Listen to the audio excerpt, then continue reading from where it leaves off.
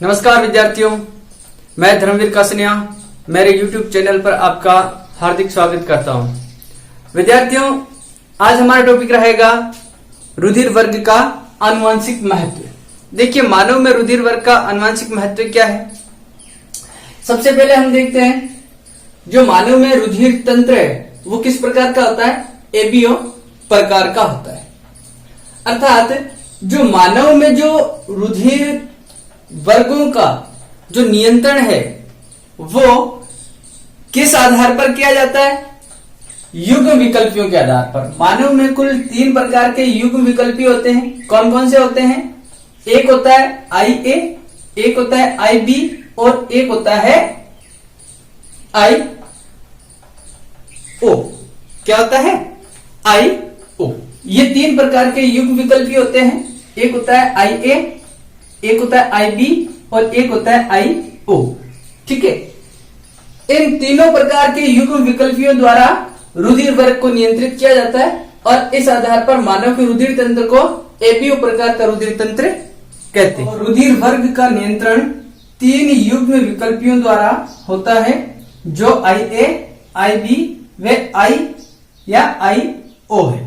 और ये तीनों युग्म विकल्पी एक ही जीन पर स्थित होते हैं। अर्थात ये जो तीनों युग्म विकल्पियों का जो जीन होता है वो एक ही होता है। ठीक है, ये एक ही जीन पर तीनों युग्म विकल्पी स्थित होते हैं। आगे देखिए, अब मानव में जो रुधिर समूह होता है, जैसे ए रुधिर समूह है, बी रुधिर समूह है, AB है, O है। प्रत्येक रुधिर समूह 2 युग्म विकल्पियों से नियंत्रित होता है। कितने युग्म विकल्पियों से? युग्म विकल्पी का मतलब एलील। ठीक है, एलील 2 होते हैं जिनसे एक रुधिर वर्ग नियंत्रित होता है। जैसे एक है ये IA, ठीक है, और दूसरा ये IA, ठीक है, और एक IA और दूसरा I। इसको I को I0 भी बोल सकते, मतलब सॉरी IO भी बोल सकते हैं। ठीक है ना, IA या IO। ठीक है, ये IO या II है वो एक ही है। ठीक है, तो इस प्रकार एक रुधिर समूह के लिए कितने युग्म विकल्पी काम आते हैं? 2 युग्म विकल्पी काम आते हैं। इस आधार पर कुल 6 जीन प्रारूप होते हैं। जीन प्रारूप कितने होते हैं? टोटल 6 होते हैं। 2, 4, 5 और 1 है 6। ठीक है, तो कुल 6 जीन प्रारूप मिलकर के मानव के रुधिर समूह को नियंत्रित करते हैं। अब इन रुधिर समूह का आनुवंशिक महत्व क्या है? सबसे पहला आता है आपके पैतृक संबंधी विवादों को हल करने में। पैतृक संबंधी विवादों को हल करने में कैसे? जैसे किसी हॉस्पिटल में एक दंपति के बच्चे का एक्सचेंज अर्थात अदला बदली हो जाती है बच्चे की। हॉस्पिटल में कई बार हो जाता है, जब 2 बेड पास पास होते हैं और 2 डिलीवरियां साथ में होती है तो दोनों के बच्चे, 2 दंपतियों के दोनों के बच्चे होते हैं वो एक्सचेंज हो जाते हैं। इस कारण फिर विवाद हो जाता है कि ये भी बच्चा किसका है। ठीक है, तो पैतृक संबंधी विवादों को भी हल करने में इन रुधिर वर्गों का महत्व किस प्रकार होता है हम देखते हैं। अब देखिए, मान लो एक पिता और एक माता जिसकी कोई संतान होती है, उसका ब्लड ग्रुप क्या होगा, उसका कैसे पता लगे? जैसे पिता का जो युग्म विकल्पी है, पिता में यहां पिता का ब्लड ग्रुप क्या होगा? देखें, IA और IA है। तो IA किसको नियंत्रित करता है? A ब्लड ग्रुप को। किसको? A blood group. मतलब यहाँ पिता A ब्लड ग्रुप वाला है। और माता देखें, माता की युग्मक क्या है? माता की युग्मक IB। तो IB किसको नियंत्रित करते हैं? ये जीन प्रारूप B को। मतलब माता B ब्लड ग्रुप की और पिता A ब्लड ग्रुप का है। ठीक है ना, मतलब ये तो ब्लड ग्रुप कौन सा है? A, और ये वाला कौन सा है? B। ठीक है, तो अब देखें तो इनके संतानों में कौन से ब्लड ग्रुप होंगे? संतानों में देखो IB और IA। ठीक है, मतलब ये IA और IB ये किसको नियंत्रित करता है? देखो, ये AB ब्लड ग्रुप हो गया, फिर ये IA IB, ये IA IB, ये क्या है? IA IB। मतलब चारों ही जो संतानें हैं वो कौन से ब्लड ग्रुप की होगी? AB ब्लड ग्रुप की। कौन सी ब्लड ग्रुप की? AB ब्लड ग्रुप की। यह यदि माता और पिता इन दोनों के युग्मकों का हमें पता है कि इसमें पिता के जो ब्लड युग्मक है वो तो है IA और माता के है IB। तो चारों संतानें जो होगी वो AB ब्लड ग्रुप वाली होगी।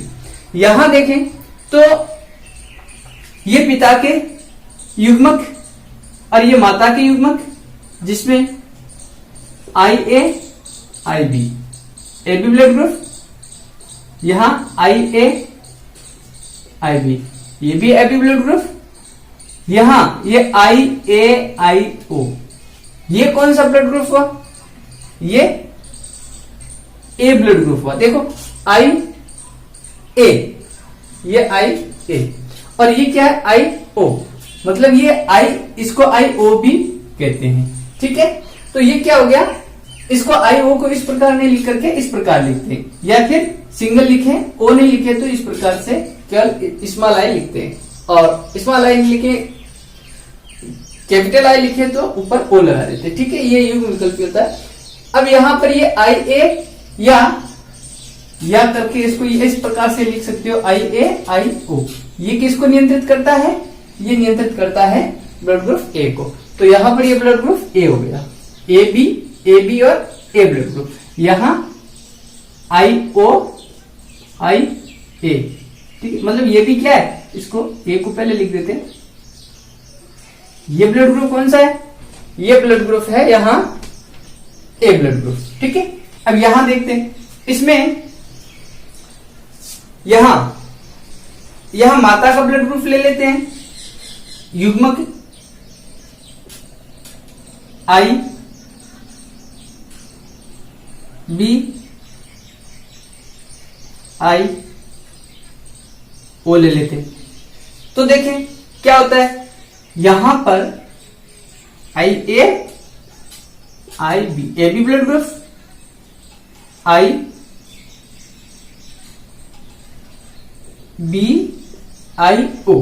यहां IAIO, यहां कौन सा होगा? IO। अब देखिए इसमें कौन कौन से ब्लड ग्रुप हो गए? इसमें AB blood group, B blood group, A blood group और O, मतलब ABO और AB, यहां चारों ब्लड ग्रुप है। अगर माता का ब्लड ग्रुप O और पिता का ब्लड ग्रुप A है, और इसमें युग्म विकल्प भी हमें पता है कि माता में IB और IO है और पिता में IA और IO है। ठीक है, तो इसमें चारों ब्लड ग्रुप वाले संतानें उत्पन्न होने की पूरी संभावना रहती है। अब इसमें देखते हैं, तो यहां अच्छा ये सेम हो गया, तो इसको थोड़ा चेंज कर लेते हैं, इसको IO कर लेते हैं। देखें यहां पर क्या होता है, कौन सा ब्लड ग्रुप होगा? IBIO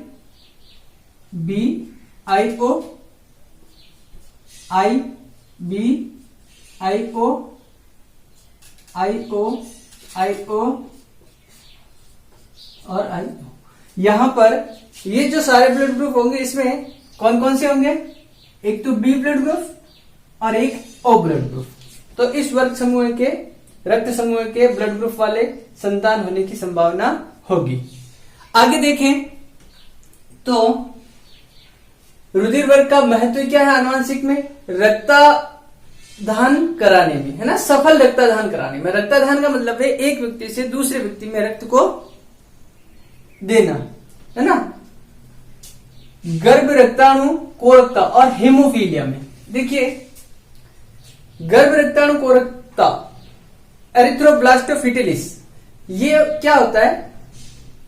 ये एक ऐसा रोग है जो गर्भस्थ शिशु में होता है। गर्भस्थ शिशु में रुधिर लयनता उत्पन्न हो जाती है, और वो रुधिर लयनता कैसे उत्पन्न होती है? जब एक